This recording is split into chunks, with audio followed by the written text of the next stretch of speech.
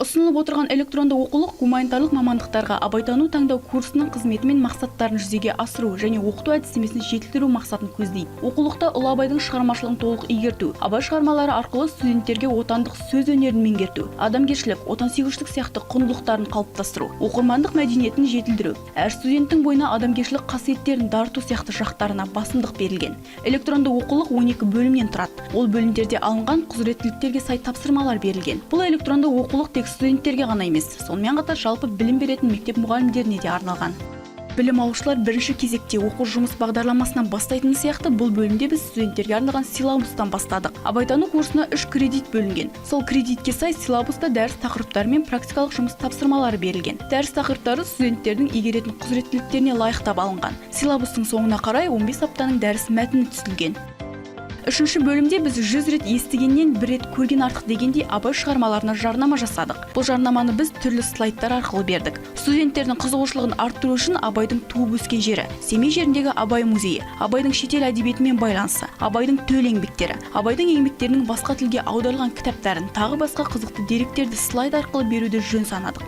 Төртінші бөлімде Абайдың қара сөздеріне кезек бердік. Абайдың қара сөздерінің қайсысы болмасын қазақты жақсылыққа, игі істерге шақырады. Жамандық пен жалқаулықтан жирендіру үшін түрлі әдіспен сөздерден маржан түзіп әсерлі етуге барын салған. Сол себепті қара сөздерінің аудиожазбасын толықтай салдық. Бұл аудиожазбада Абайдың 45 қара сөзін мәнерлеп, нақышына келтіріп оқиды. Бұл мәнерлеп оқылған қара сөздер студенттердің жан дүниесіне әсер ететіні анық. Келесі бөлімде Мұхтар Әуезовтің Абай жолы шығармасын алдық. Абай жолы 20 ғасырдағы ең үздік шығармалардың біріне жататындығын, Абайды толықтану үшін Абай жолын оқу керектігіне баса назар аудардық. Абай жолын оқытудың басты мақсаты студенттердің көркем әдебиет оқуға деген қызығушылығын ояту, ұлттық әдебиетімізді, тарихымызды құрметтеуге баулу. 6-шы бөлімде Абай әндерінің аудиожазбасын ұсынып отырмыз. Мұндағы басты мақсат музыка тыңдау. Музыканы бойына сіңіру арқылы адамның сөзбен жеткізе алмайтын құбылыстарды әуен арқылы бойына сіңіру. Себебі музыка таза сезімге әсер ете отырып, студенттердің қиялы мен көңіл күйіне әсер етеді.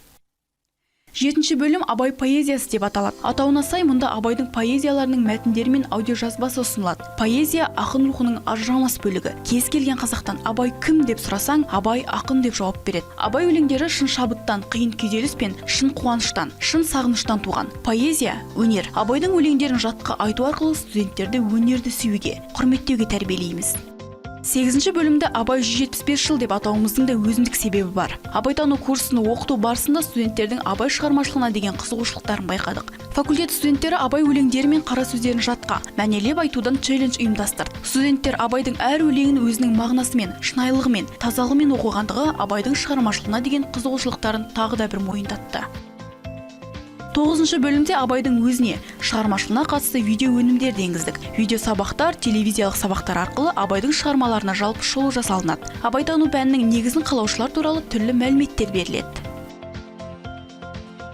10-шы бөлім фотогалерея деп аталады. Атауы айтып тұрғандай, мұнда түрлі тақырыптарға байланысты презентациялар мен суреттер, кестелер берілген. Көру арқылы есте сақтау жаттығуларын орындатамыз. Студенттердің өз бетінше іздену әрекеттерін қалыптастыру, көру, есту, байқау, іздеу, қиялдау, елестету, есте сақтау арқылы логикалық ойын дамыту арқылы студенттерді тапқырлыққа баулаймыз. Келесі бөлім Абайдың ұрпақтары туралы не білеміз деп аталады. Абайдың ұрпақтарының аузынан жазылып алынған Абай туралы естеліктер осы бөлімде қарастырылған. Студенттер Абай мектебін қалаушылардың еңбектерін саралайды, талдайды. Сонымен қатар Абай ұрпақтарының суреттері мен өмірбаяндары берілген. Осы берілген мәліметтер арқылы студенттер Абайдың ұрпақтарының әлі күнге дейін жалғасып жатқандығынан мол мәлімет алады. Абайдың өзін ғана емес, ұрпақтарын да білуіміз керек деп санаймыз. Соңғы бөлімде қорытынды аттестация, яғни тест тапсырмаларына орын бердік. Тест тапсырмалары 300 сұрақтан тұрады. Ол сұрақтардың барлығы өтілген материалдарға тікелей қатысы бар. Студенттердің 15 апта бойы оқыған, меңгерген білімдерін біз тест арқылы қорытындылауды жөн санадық. Абайтану курсына дайындалған электронды оқулықтың мазмұнымен танысып шықтым. Мен мектеп мұғалімі ретінде 9-шы сыныптарға Абайтану курсынан сабақ беремін. Осы оқулықтың мазмұнын ескере отырып, жылдық жоспарды дайындадық. Яғни, бұл оқулықта оқушыларға қажетті барлық ақпараттың барлығы бар. Басқа кітаптардан, кітапханалардан, электронды оқулықтардан іздестірудің қажеті жоқ. Осы оқулықтың бір данасын 2020-2021 оқу жылында пайдалануға жөн көріп алып отырмын.